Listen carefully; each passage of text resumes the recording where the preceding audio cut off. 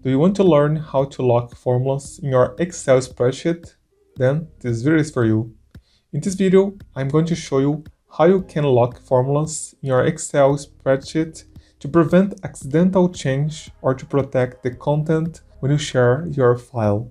Before we get started, it's important for you to know that by default, all cells in your Excel are locked. However, they are only protected when you actually protect the sheet. This means that if a cell is not locked, a user can still make change to it even if you protect the sheet. With that in mind, let's go over the step-by-step process. As you can see, I have a simple spreadsheet here that contains some formulas that I want to lock. Since I only want to lock the cells that contain formulas, the first thing I need to do is unlock all the cells. To do this, I will click on the little triangle symbol in the top left corner on the spreadsheet to select every cell. With the entire sheet selected, I will go to Home tab, then click Format, and then I will uncheck the option that says Lock Cell. Now, the next step is to lock only the cells that contain formulas. I could select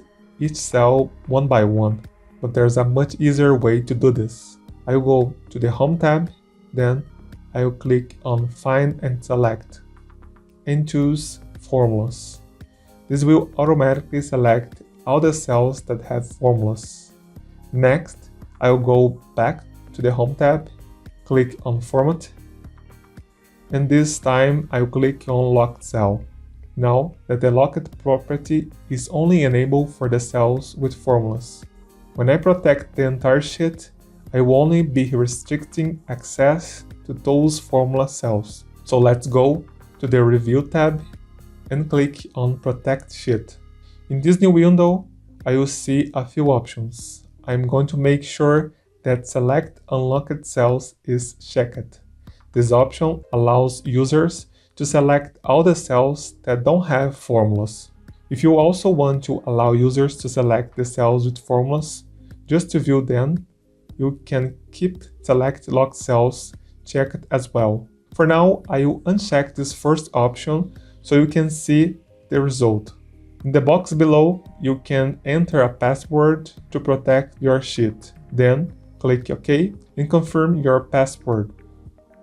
As you can see, I can now select all the cells except the ones with formulas. On the other hand, if I want to allow the user to select the formula cells but not edit them, I can go back to the Review tab, click on Protect Sheet, and then Protect again.